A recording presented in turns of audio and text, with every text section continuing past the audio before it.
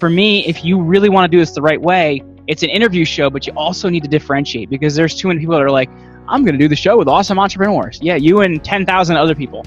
So you need to figure out what your individualized viewpoint is, or you're just not going to stand out. So initially for booking my show, it was finding the right people to talk to and how to talk to them.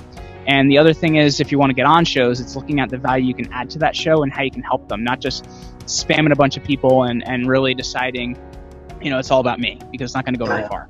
And that's next on Bootstrapping Your Dreams Show.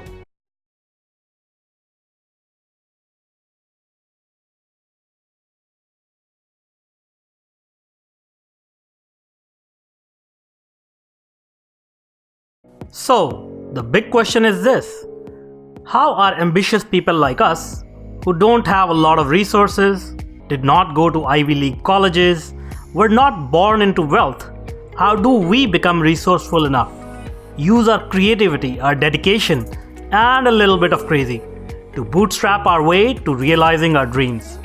Whether it is launching a new company, launching a new app, or making it to the top of the corporate ladder. That is the question, and this podcast will give you the answers. Hey listeners and viewers, we have created a tremendous community of bootstrappers, entrepreneurs, and professionals who are ambitious, resourceful, and want to get things done. We brainstorm, support, and help each other out. Come join us. Navigate to bootstrapping.group. That is bootstrapping.group. If you like this video, do not forget to hit that like button now. Or if you want us to improve our content, go ahead and hit the thumbs down button and give us your feedback in the comment section below. Here at Tetranoodle, we are passionate about entrepreneurship, technology, and innovation.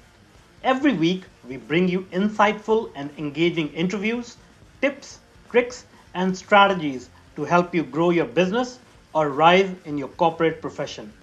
So if you're new here, please consider subscribing. And do not forget to hit that bell icon so that you are notified when we publish new content. Hello and welcome to this new episode of Bootstrapping Your Dreams Show. I'm your host Manuj Aggarwal, and today we'll be talking with Jeremy Ryan Slate. So Jeremy is the founder of Create Your Own Life podcast, which studies the highest performers in the world.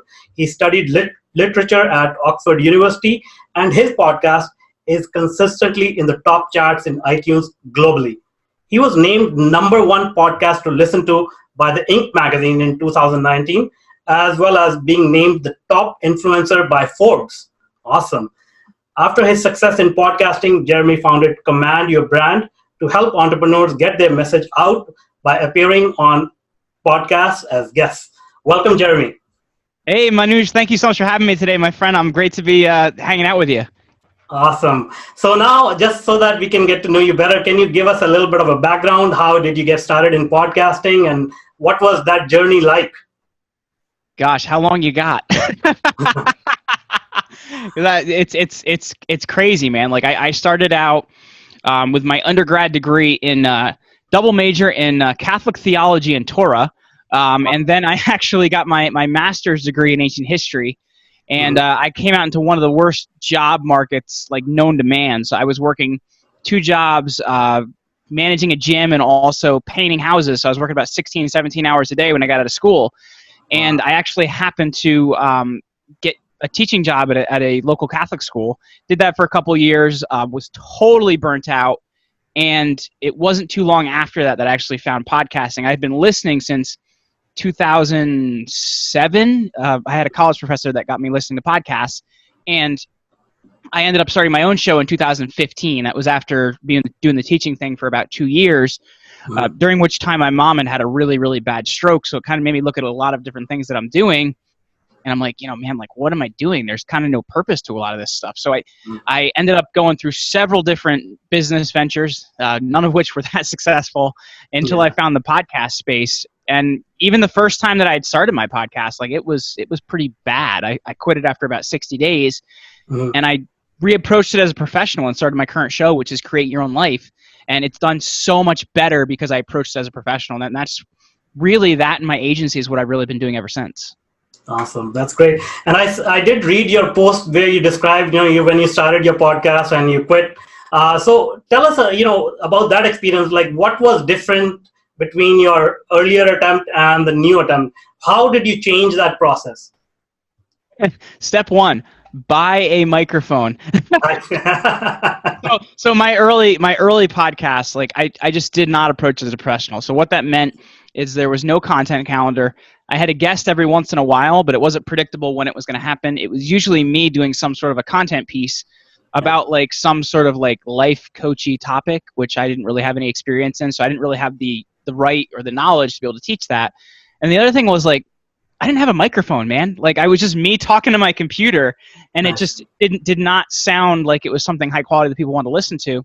And also as well, like, and you know this as well because you've approached the cover art in your podcast as a real professional. For me, my original cover art was made in Microsoft Paint. Yes, people still use that 5 years ago, and it was just a really bad thing. And the other thing was, I didn't research who was already out there, so I actually took a name that someone else had, realized that I had that name, and I was like, oh shoot, what do I do now? So the original name was Rock Your Life, and I'm like, well, somebody else has got the name, so Rock Your Life. I got rid of the Y and the O, and it just became UR.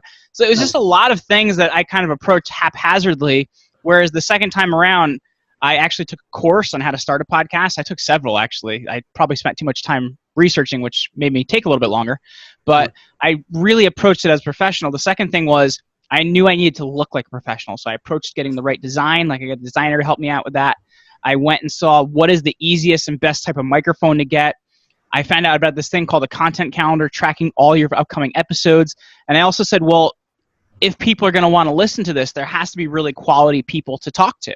So I went out and found people that I really admired, and I shot for the stars, man. And I got turned down by a lot of people early on. The first person I actually emailed was Seth Godin, and I was like nobody beyond nobody at that point. And he was very nice. He said, this isn't something I'm looking to do right now, so you're just getting started. When you get to 400 episodes, let me know. He was episode 400.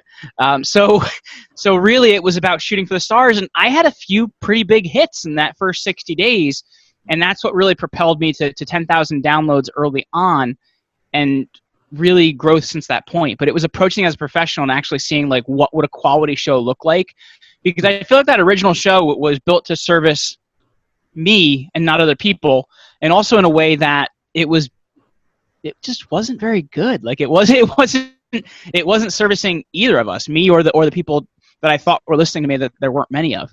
So it was really just approaching as a professional, knowing what was out there, doing a really great job at it. Awesome. Well, thanks for being honest and explaining how that process changed over time. Now, podcasting can be done in multiple ways. A lot of people just, as you said, they talk to the microphone. Some people use the interview format. Some people mix it up a little bit. Is there a science behind that? What do you prefer in terms of the type of podcast if somebody wants to start one today? Well, it's interesting as well because there's this whole like genre of content driven pieces, which is like these story driven podcasts, which I absolutely love. I'm an addict of, like lore and like black tapes and stuff like that. Like I love podcasts like that.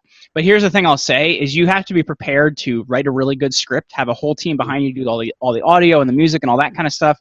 And for most people, that's not really going to benefit your business. If you're in the literary space, it's going to be great for you. But in terms of the regular entrepreneur, like having a business show is a really great place to be. And I like to say there's a method to it.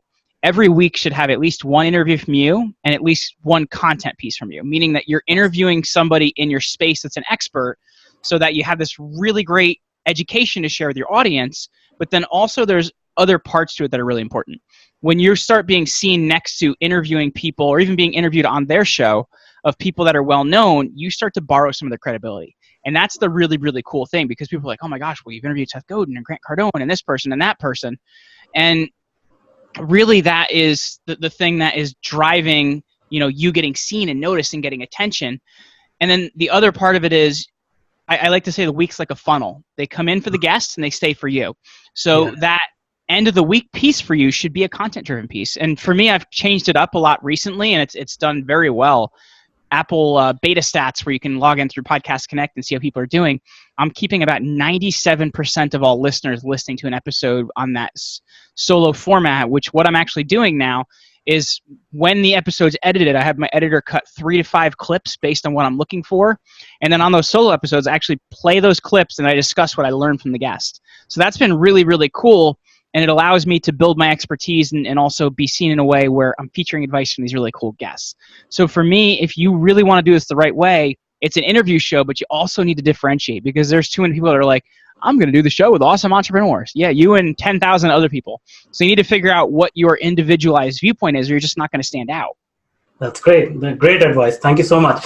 And you brought up a very good point that, a lot of people understand podcasting as as something that you may want to do to basically share information and stuff like that. But it has a very good advantage for entrepreneurs. Like, even if you're not a media personality, or you're not a person who likes to chat a lot, just starting a podcast gives you that audience. Even if you are in a traditional business, a software business, a physical product business, isn't that correct? Yeah, it can help you build an audience, but the thing is, at the same time, is you're creating trust with those people that are listening to you, because a lot of times you're getting people to spend 30, 40, maybe an hour of time with you, and you're just not going to get that from any other place. So yes, you're building an audience, but you're actually building a higher quality audience, because those people are spending time with you and they actually feel like they know you. So it's really, really vital to do that. But then also the same thing as well is, the more trust you build and the better positioning you get by the people that you're interviewed by and that you're interviewing, you're going to see a lot of your own marketing and things convert better. Because I think too many times people look at podcasts as this medium of, okay, I have to get X number of leads. And it's like, okay, that's great. And you'll probably see some of that.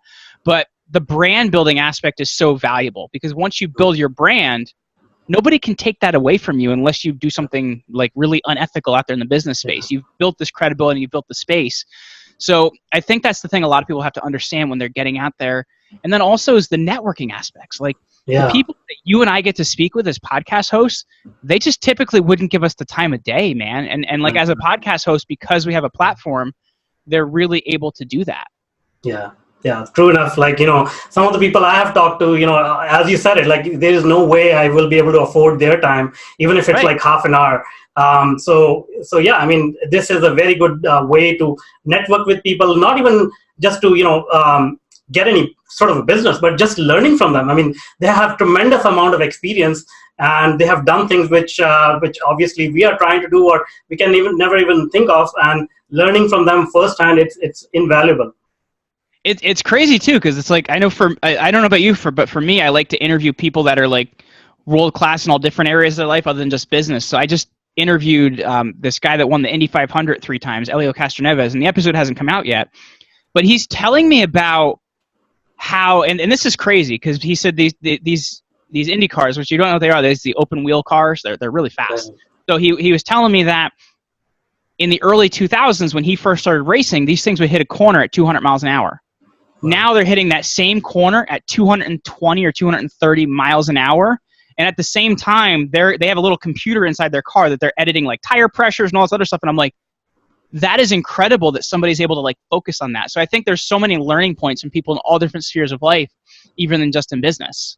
Yeah, exactly. And to your point, we can take those learning, like this is racing cars and stuff like that, but you can take that learning and apply it to your business and see, how can you tweak it? How can you make things faster? How can you adjust things and optimize your business, right?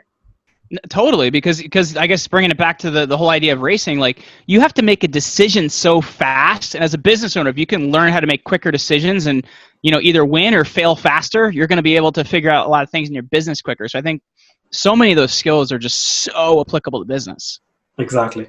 Now let's talk about you again.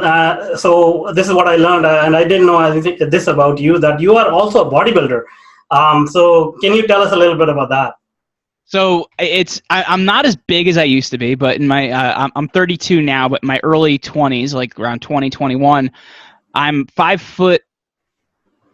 I'll be honest here. I like to say I'm 5'7". I'm 5'5", and I was about 215 pounds in my early 20s with 8% body fat. So I was kind of like, finding doorways that weren't always easy to fit through. And I was very, very strong at that point in my life. And I've kind of brought it back just a little bit now to where I'm like 170 pounds and, still deadlifting over 500 and things like that. But I find that for me, if my fitness is right, then the rest of my day is right, and the rest of my business is right, and how I am with my family is right. So it's allowed me, I guess in some ways, if you conquer your body, you can conquer a lot of different things, and it also creates this mindset. Because it's interesting when you work out, I guess, with people that don't work out a lot, because they're like, oh man, well, how do you do that? And I'm like, well, I've consistently done this for 15 years. And I think it is kind of realizing the amount of effort you have to put in, the amount of consistency you have to put in, because your body isn't going to change by doing something for a few hours, a few days, or a few weeks. You have to commit to doing this long term.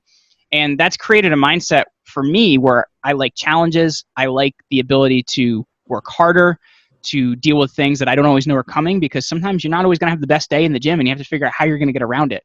So for me, it's created a lot of mindset things. And for the most part, I'm pretty healthy, which is always a good thing as well, because I think it creates you to show up better in those other areas of your life. Yeah. So will you recommend some sort of a regime, physical regime for entrepreneurs, just, obviously to take care of themselves, but also, as you put it, it actually affects your mindset and prepares you for the battles to come? Well, the thing I've looked at is, if you haven't read the book, The 4-Hour Body, I've taken a lot of what Tim Ferriss talks about in that book and actually changed a lot of my own workout routines. Because when I was 20 years old, I used to work out for like 2 hours a day. There's not that kind of time in my day anymore. So I figured out how to get that same effort out of 35 minutes that I used to be able to get out of 2 hours.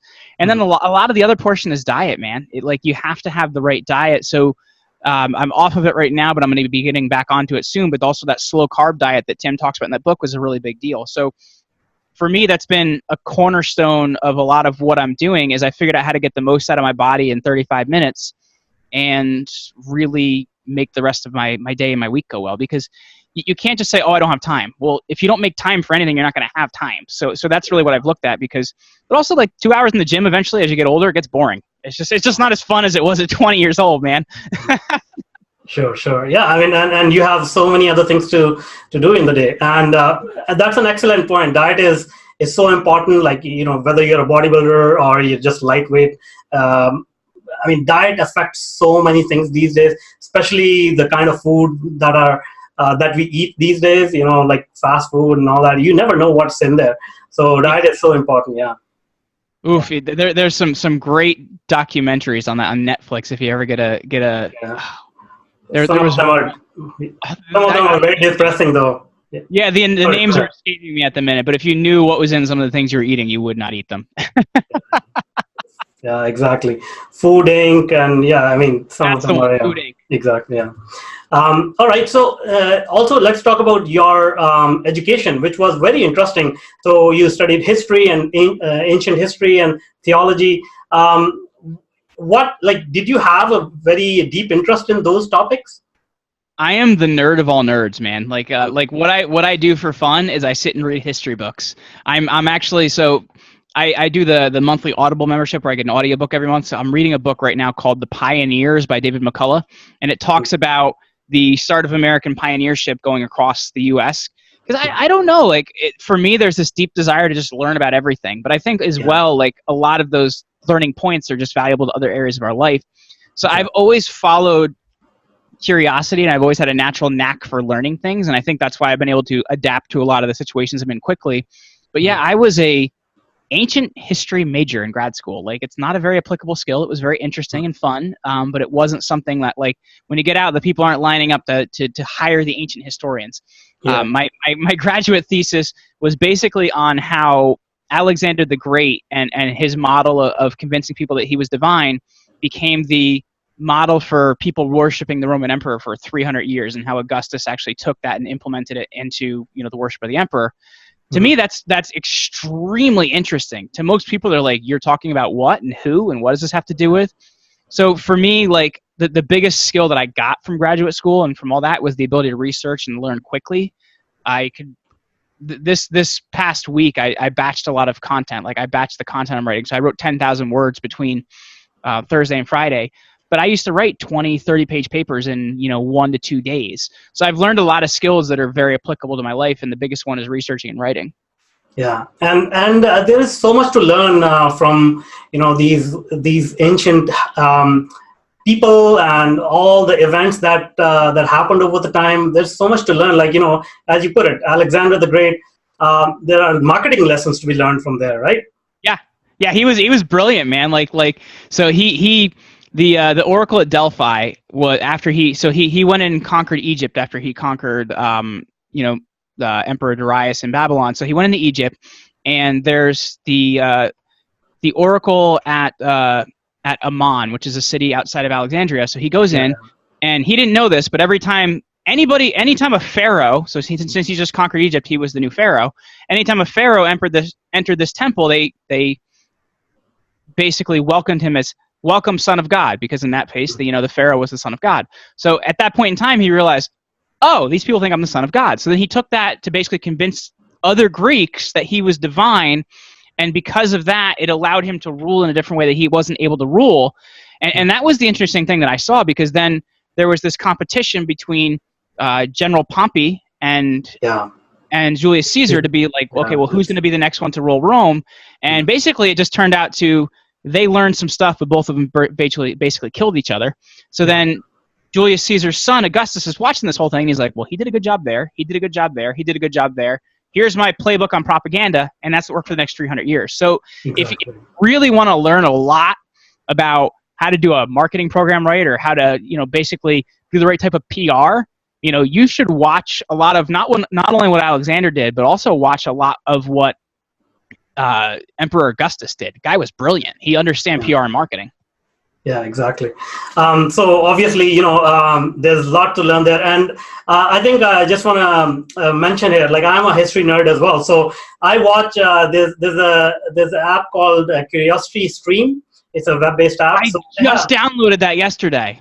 Yeah, it's very nice. Like they have topics on science and philosophy and everything, but they have a very good collection of history stuff as well. All right. So now let's going back to your bodybuilding habits. So what are these habits that you have trained yourself for, and how have they helped you in your business? I'm willing to work harder than anybody else. I just don't see challenges as something that stop me. Like I'm always trying to figure out, okay, how can I get to the next weight? How can I beat the next rep? But then the thing is consistency, because I think if you look at so many for a while, or whether they're new at it, they don't understand how much work and how much effort and how much they have to do to get something. When I started this whole fitness thing, I was 112 pounds, man. And I was 17 years old. And it took me till about 22 to get to almost, get over 200 pounds. It took a lot of work and consistency to realize what that is. But too many people want to make these meteoric jumps, and they want to, and not that it's a bad thing to have those hopes, but you have to understand what's realistic, and that there's actually gradients to getting there. There's stairs. So I think so many times that for me, it's helped me realize there's steps to something, but it's also helped me to understand that I have to be in it for the long haul. And also that I'm just willing to work harder than other people. And that's served me in so many different areas of my life. Yeah, that's a good point. Like, as you put it, stairs. I read a book called Mastery. In there, they talk about these plateaus, because there's a spurt of growth, and then there's a plateau as you're learning something. So they teach you how to fall in love with your plateaus and just look forward to the next growth spurt. So that's good. That's a great book, by the way. I actually got to interview Robert Greene for the launch of that book. It's an amazing book. Awesome. Now you're talking about improving your podcast. You're playing around with different formats. So what are some of the new ideas that you're playing around with, and is there a limit to it? Like, is there a place or a point you say, okay, this is now perfection and nothing can be improved on this anymore? Well, the first thing I'll say is don't put your podcast on a pedestal, meaning it can change depending on how it needs to change. Don't decide that this name has to be the only thing. Don't decide that this topic focus has to be the only thing. It's a living, breathing thing. And based on the people that are listening to you and the feedback you're getting, you're going to realize where it's going. Now, here's the thing I will say. When I started my show initially in early 2015, I started with 5 days a week. Because when you are brand new and you're like me, I was nobody. Nobody knew who the heck I was. Your biggest enemy is obscurity and people not knowing about you. So at that point, it's about how much content can you create. And then I went from there to 3 days a week. So then from the middle of 2016 to the middle of this year, I did 3 days a week, which is a lot of interviews, man. It's a lot of interviews to keep up with. But then I kind of realized my statistics have been kind of plateaued for a while. I had been getting around 50 to 100,000 downloads a month consistently over time. Like that's just what was happening. It hadn't gone up, but it hadn't went down. So when I looked at that, I said the only way I'm going to get to the next level now is by creating super, super quality content. So then my show has always been about people that created life on their own terms, but then we've kind of niched it down even more over the last couple months to people that create their life on a world-class level, which is pretty incredible. So then I was like, okay, if that's the case, then I'm going to find one incredible person to interview every week. And the cool thing about that is based on my content calendar, I'm able to plan months out. So I know what's happening in October right now. But then the thing is as well, is that whole education piece of being able to unpack what I learned from them. So to me, it was getting noticed. I got noticed. I got attention. I started to be more noticed in the space. But now I'm taking that, what I'm doing, and I'm trying to make an even better version of that. So, you know, you're kind of going to develop that show flow as you go along, and it's going to be something that gets better. But the biggest thing is keep doing it, because so many people get 20 episodes in, and they're like, oh, it's not, I haven't monetized yet, or I haven't, you know, done X, Y, Z yet. I'm quitting this thing, man. And the problem is, if you're looking at it like that, then you don't get it. You don't get that it's a branding play. You don't get that it's something that you should be getting attention for your business and growth for your business. And I just think you really have to have the right viewpoint when you go into this. So this is helping me build my brand as a personality so that I can actually grow my business and help more people. Yeah, exactly. All right. And the theme of the show is bootstrapping. Did you bootstrap your business as well? Come on, man. Like it was all me at first. So that's pretty bootstrapped. It was all me at first doing everything. And I guess if we want to look at the podcast first, like it was all me doing everything. And then what I did is I wrote up and did screencast recordings of every single thing that gets done in my podcast. Then I brought on an intern, because I find that it's easier to work out a process with somebody that's, you know, here stateside. So we worked out that process. You know, the intern got course credit for school, so it was great. Then after that, I bring on a virtual assistant, because you've worked out all the issues and you're trying to go to a virtual assistant. So did we bootstrap? Oh, absolutely. And then, you know, when our agency started, I was the person doing all the booking, and I had found somebody to do all the sales. And as we've grown, I've continually created a position in my company, hired somebody to take over that position, because I just find as a business owner, like, you don't have to do everything, but you have to know how it works. Exactly. So did I bootstrap? Oh, absolutely, man. Like I feel like that's the only way to really build a business, because in my mind, if you're out there saying, oh, somebody fund my business, you know, you're not really taking full responsibility for what you're doing. Absolutely. Yeah. I mean, that's what I believe in as well, because traditionally that's how businesses have been built. And only recently, you know, these days, like I read a quote on LinkedIn the other day, people honor more about, you know, how much money you have raised versus how much money you have made. So that's like upside down. Yeah, that's what Nathan Lacka put up a post about that. He goes, what do you find more impressive, $100 million sold or $100 million raised? And I'm like, sold, because that means you've built a business that works. Yeah, you know, exactly. You can raise $100 million for something that might make $0 in revenue. So I think that, to me, it's way more impressive, because so you can convince a whole bunch of people to give you money. Like, what does that matter if you can't create a product or service that helps people, you know? Exactly. And now, talking about booking the guests, can you share some techniques that you use to find and convince these people to come to your podcast? For my own show, or for getting on other shows? Either one, like, you know, whatever you want to share. Getting on other shows, as well as getting other guests on your show. Well, for initially, it was finding the right person to pitch. So, and this is for being on my show, is I would go out and I would find, like, I was doing a lot of email hacking, like, you know, what's the right email for the person I want to talk to? And that worked pretty well early on. But then as I'm trying to get bigger and bigger people, I had to understand the PR space a little bit better. So I learned about, you know, basically, you know, what's the difference between a publicist and a manager, and what's the difference between an assistant and a speaker booking agency. You never want to try and book somebody for an interview through a speaker booking agency, because they make money on every speaking gig. So I learned a lot about that space, and I was like, okay, cool. So where am I going to find these people to talk to? So I've located a couple different places to do that. One being contactanycelebrity.com, which is pretty good. And another one being IMDb Pro, which is pretty good. And I just have a pretty extensive follow-up process then to really follow up with these people over 30 to 60 days. But that's been great. In terms of like how we've pitched people for other shows, I always explain to people there's a media ladder, right? It's, if you don't have any media, you should go out and get some press releases and things like that early on to fill up a media page on your site. But then after that, it's finding smaller shows to start out with, like podcasts, and that's shows that have less than less than 50 reviews and less than 100 episodes because they're newer and they probably don't get as many pitches, and it's going to allow you to start out.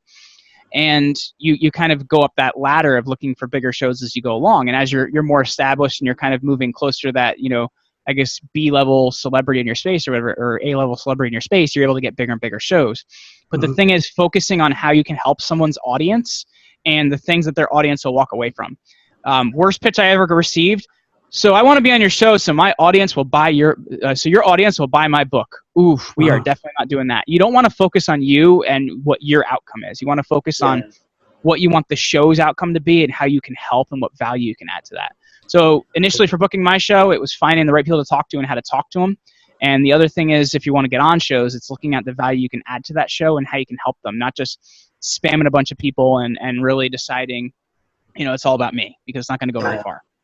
For sure. And that applies in every walk of life, not just podcasting, right? 100%, man.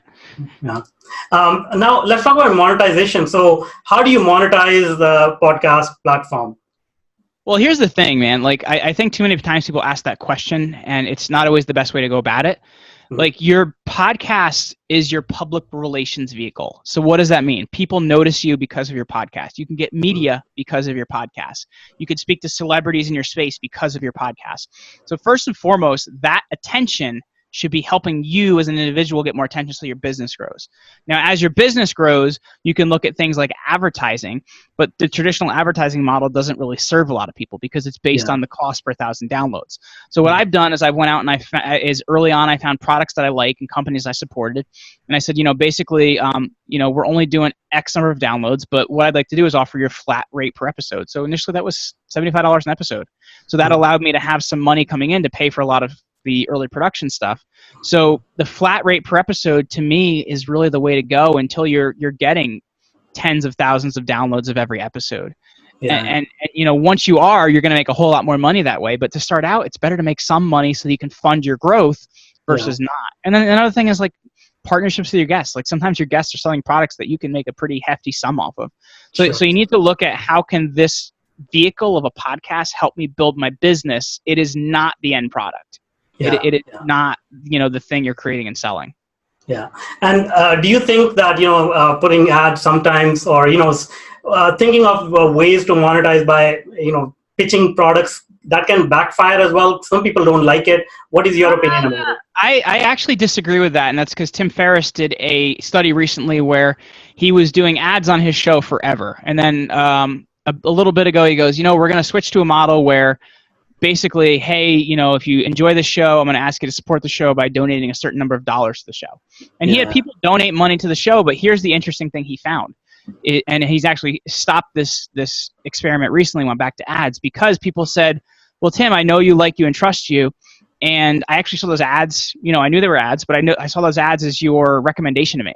So as long as you're not putting things on your show that you don't believe in and that you don't like, then you're helping your audience because you're showing them things that like, and trust. And I think that's actually the really cool portion of it. So everything I've advertised on my show, I've asked to try it first, or something I use, or whatever it may be, because I'm not going to promote something I don't believe in. So that's the way you got to look at it, is actually like, this isn't quote unquote ad, it's my recommendation that I'm getting paid for. Yeah, got it. Good point. And now let's talk about agency. So how did you go from podcasting to a podcasting agency where, you book clients and you book guests on other podcasts? Yeah. So what we do now is we help people get booked on top-rated podcasts as guests, and we do a whole bunch of storytelling coaching and stuff around that. But it started out as a full-service podcast agency, and you'll love this. What we did is we built your website. We did your social media. We did your podcast, meaning we booked all your guests, did all the graphic design, did all this. It was insane. And one of the things we would do before your episodes came out was get you on shows first. We find out people were like, this show is kind of fun, but I actually like being on these other shows more. And I'm like, that's great, because that other stuff costs me a whole lot more money, and I'm able to focus on one thing. So we doubled down on really focusing on like, how can we do the best job at booking people on shows? And we've been doing that since mid 2016, and it's allowed us to book so many amazing shows in that period of time. But we got rid of the 80% that it turned out people just didn't want in high enough value, quantities for us to be able to do something really cool, to doubling down on the 20% that they really wanted, really valued, and would really pay for. and really just doing a better job for them on that. That's really how that came about. I'd like to say I had this idea of I'm going to start a agency to help people get booked on podcasts, but it really was more organic of doing this whole bigger thing of creating like a podcast show in a box and realizing, they didn't want the box. They just wanted the stuff that came in it. I see. Awesome. And is it like more of a matchmaking agency? I mean, obviously you don't want to divulge all your trade secrets, but is it more like that? You have a set of guests who are looking to be on podcasts, and you have a set of podcasters you work with, and you sort of match them? So I will say we do keep on file what a lot of shows are looking for. Like, hey, this show is looking for this type of guest, whereas this show is looking for this type of guest. We don't bother them if it's not what they're looking for. Mm-hmm. But it's not a matchmaking thing in that way. It's more traditional PR, where we're going to find a creative way to get it in front of the right person. And if we already have the right contact, then to get that pitch in front of them. But it's a lot of times we know who the right person is, how to talk to them, and what they're looking for. So that's really what it comes down to. It's not really a matchmaking service because shows haven't, I guess, opted in that way. But we're trying to make sure that it's the best placement for the guests and the best placement for a show. And that way we've been able to win so many cool placements for our clients, because shows take our pitches whereas they refuse others because they know we're here to help and we're not here to force something on them they don't want. Sure. And where is the podcasting industry going? I mean, it has grown quite a bit, and recently Apple is making some changes. So according to you, being a veteran in this industry, where is it going? So I read an article recently, and I mentioned this in an article I wrote, that by 2022, they're looking at the podcast industry in just advertising being a $1.66 billion industry, and it's going to hit $1 billion this year. So it's growing very, very quickly. So there's a lot of money and capital being put into the space, and Apple is actually shutting down iTunes and creating a dedicated podcast application for the MacBook and other devices, which to me is pretty cool because it shows the direction it's going. Because Apple doesn't make any money off podcasts, it's just an awareness thing. Like, more people know about them. So the fact that they're investing so much in this industry, and this industry is growing so fast, we had 500,000 shows last year, and we're already up to 705,000 as of this year. So it's growing very, very quickly. And I think because so many companies are investing so much in the space, I don't know if gated content's the whole way to go, like Luminary is trying, but it is a really fast growing space. And I think we're really only hitting the surface, and we're going to kind of see a really big boom in the next few years. That's awesome. And, Apple, obviously, they are a very good company, and they know how to monetize products. Do you think there will be a point where they will actually allow monetization on their platform itself? I don't know, to be honest, because I don't know if you remember back to the days when podcasts came out, like early on, you could actually download them for 99 cents.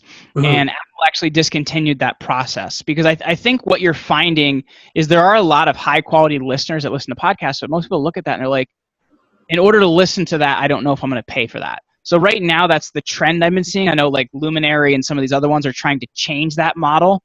But the idea here is, because if you look at traditional radio, like, unless you're buying the radio to listen to things on, a lot of people don't pay for that. So I think it's just the way people are used to consuming the medium. And, that could change, because if you look at how Netflix is going, people pay a subscription for that. But in the future, I wish I could predict what's going to happen. I think for the foreseeable future, it's going to continue to be a free access medium. Okay. And how about international markets and multi-languages? There are podcasts in other languages as well, but English obviously is the dominant language. It's growing in other countries as well. What is your view about that? Here's the funny thing. Do you know what the second largest listening audience for podcasts is? Mm-hmm. Sweden. Which? Really? Yeah, I did not know that. I was at an event recently, and Libsyn was talking about it. Like, yes, Sweden is the second largest, but it is also English speaking. So here's the thing I'll say is, and I know Japan has been very, very big in podcasts as well. It still is largely dominated by English speakers, even in other countries, listening to those podcasts. So I couldn't tell you as much about the international growth, because other than Sweden and Japan, I don't know much more about it. But really, it is dominated by English speakers, even people outside of the U.S. at this point. Because I know for me, I'm in 195 countries, and I'm downloaded in a lot of countries that don't speak English as their first language, but obviously they're listening to me in English. Awesome. And this has been a great conversation, but is there anything else that I may not have asked you about podcasting, about starting a new business, bootstrapping, that you may want to share with the audience today? You were pretty thorough, man. I think the thing I would say is if you're going to invest in anything in your business, invest in the right PR strategy, because you're going to keep playing hungry hippos for marketing forever, because as soon as you shut off the dollars on marketing, you stop making money. But with PR, you're changing your online footprint, you're getting noticed more, you're making stuff convert better. So you should always find room in your budget, whether it's podcasts or whether it's writing on blogs online or whatever it may be, for PR in your budget, because it is the thing that's going to change where you're at. And unless you do that, you're just going to keep fighting for marketing dollars forever. Great. And obviously, I want to know how people can reach out. And can you share your company website and what is the best way to get in touch with you? Absolutely. Well, I know I'm passionate about helping people get noticed and helping people get attention, because I know how it's changed for me and so many of our clients. So I actually put together a really awesome white paper for everybody listening to you. And it's called the 7 Reasons Nobody Knows You. And they can go to commandyourbrand.media/7 reasons, and they can either use the number 7 or the word 7. Both will take them there. And they're going to learn everything about why people don't know you online, what you can do to change that, and how people can start to find you more online. Because, whether you are a virtual business or a physical business, you are still an online business anymore. So that's commandyourbrand.media/7 reasons. Awesome. And that's all for now. Until next time. And if you're an existing or an aspiring tech entrepreneur, then I invite you to check out my new online workshop, Bootstrapping Your Tech Startup Dreams. Go to bootstraptechstartup.com and sign up for free. I want to make sure that more successful and sound decisions are made every day in your tech projects. Let's start finding solutions to your problems. So go to bootstraptechstartup.com, and I look forward to helping you with your tech projects. If you want more engaging videos and insightful interviews with industry's thought leaders, then check out other videos we have picked for you. The link is right there. And if you want to be notified about our new content, please do consider subscribing to our channel.